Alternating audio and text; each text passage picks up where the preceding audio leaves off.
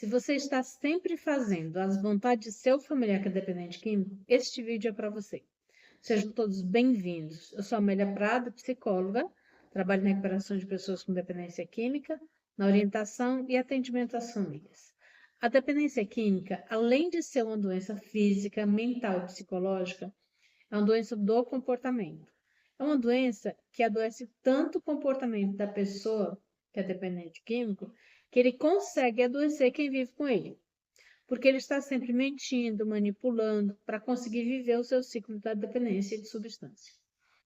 A maioria tem uma agressividade e uma arrogância difícil de se lidar, e se apossam de uma autoridade que não tem direito. Porém, a família, por medo, por sentimento de culpa, por dó e pelas razões particulares de cada família ou de cada codependente, porque este comportamento é mais encontrado em pessoas codependentes, que faz todas as vontades do dependente químico. A pessoa codependente vira uma marionete na mão do dependente químico. Esse é o melhor exemplo.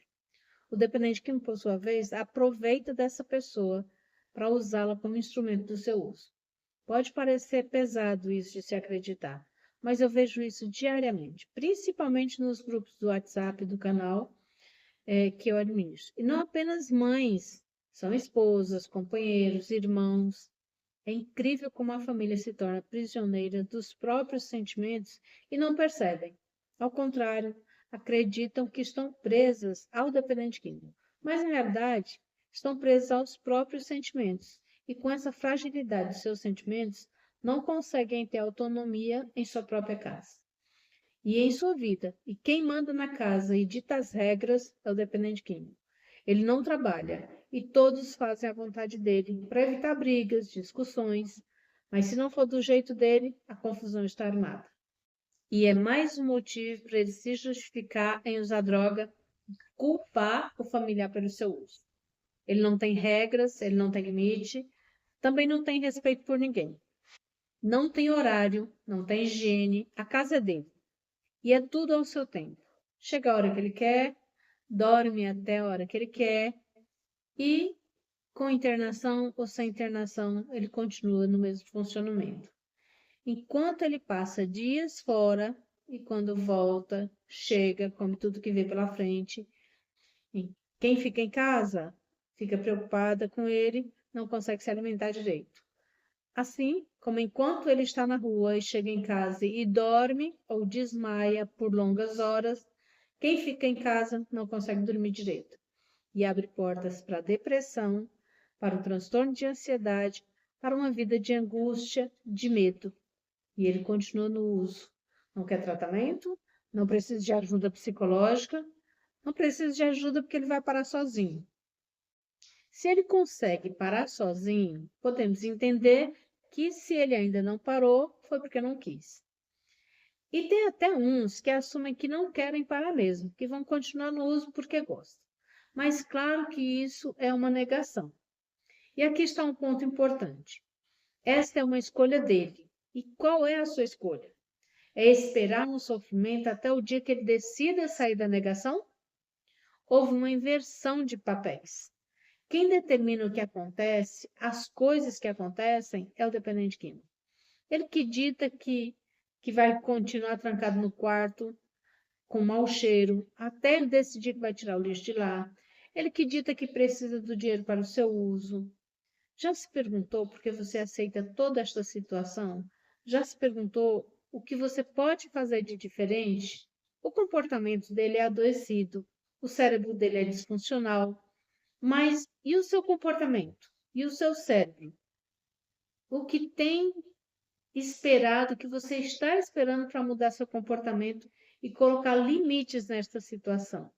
Numa situação fora do controle, porque tem situações dentro da família que está tão sem controle como o uso de substâncias do dependente químico.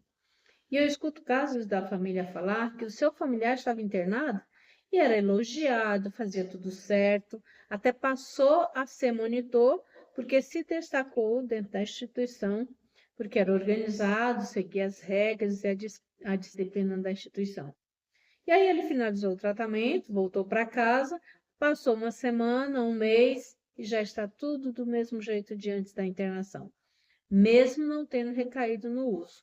Mas o comportamento de uso já está a mesma coisa. Quando não voltam ao uso na semana seguinte ou no dia seguinte, e recomeça tudo novamente. A família só tem um pouco de sossego quando ele está internado. Mas tem casos em que o indivíduo está internado e a esposa ou a mãe ainda fica sem dormir de preocupação, com dó, com receio dele não estar tendo o conforto que tem em casa. Esquecem de quando ele passava dias na rua no uso. E quando vão na primeira visita, falta levar a casa para ele. É necessário olhar para o próprio comportamento e entender que este comportamento também está adoecido, precisa de tratamento e tem alimentado a doença do dependente químico. Se a família não mudar, nada muda e tudo se repete. Uma família disfuncional não serve de base de recuperação para o dependente químico. Age de tal maneira disfuncional que nem percebe, acredita que está ajudando o dependente químico. E eu entendo, porque tem muitas situações muito difíceis. Eu vejo que tem situações muito complicadas, mas sem limites, sem regras, não há recuperação. Não há motivação para o dependente químico parar com o uso. Ele tem uma situação facilitadora para ele. Não tem por que ele parar. E quanto mais deixa ele fazer do jeito dele, mais poder ele vai achando que tem dentro de casa, tomando posse da casa. Dias atrás eu ouvi uma mãe dizer que estava pensando em sair de sua casa e deixar o familiar sozinho para ver se tinha um pouco de paz. Ou seja, pensando em abandonar a própria casa, porque não estava mais suportando o sofrimento dentro de sua própria casa. E ela já era de idade, ou seja, a dependência química inverte os papéis. Ele era o errado, mas ela que sai de casa. A casa é dela, mas ela que tem que sair de casa. É preciso também se impor limites. Qual é o seu limite? Porque muitos adoeceram, mas continuam vivendo em função do dependente químico. Então, cuide da sua mudança, da mudança de seu comportamento, de sua saúde mental e emocional, como você tem dedicado o seu tempo ao dependente químico. E você vai ter mais resultado positivo do que você tem tido até agora. Porque nada do que você fez deu resultado, porque ele continua no uso. Então, faça diferente, cuide de você e assuma autoridade sobre a sua vida e sobre a sua casa. Este é o seu papel. Ele tem que viver sobre as suas regras e não você sobre as regras dele, como tem sido até agora. Talvez você nem perceba que tem vivido assim. Se já percebeu, deixa nos comentários e fala o que você conseguiu mudar.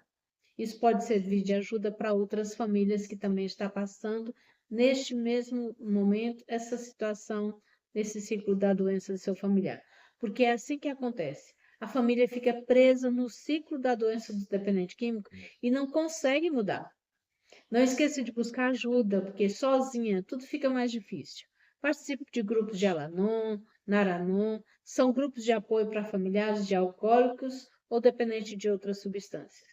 Também tem o CAPS-AD, onde você pode buscar ajuda e busca acompanhamento psicológico. Se você não cuidar de sua saúde mental, vai chegar um momento que você não vai conseguir ajudar o seu familiar de nenhuma maneira, nem mesmo da maneira como você está pensando que está ajudando agora.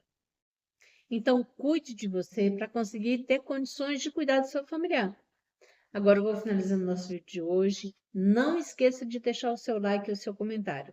E se inscrever no canal se você ainda não for inscrito. E ative o sininho de notificações para você ser avisado quando for postado o vídeo aqui no canal. Muito obrigada. Eu espero você no próximo vídeo. Fique em paz.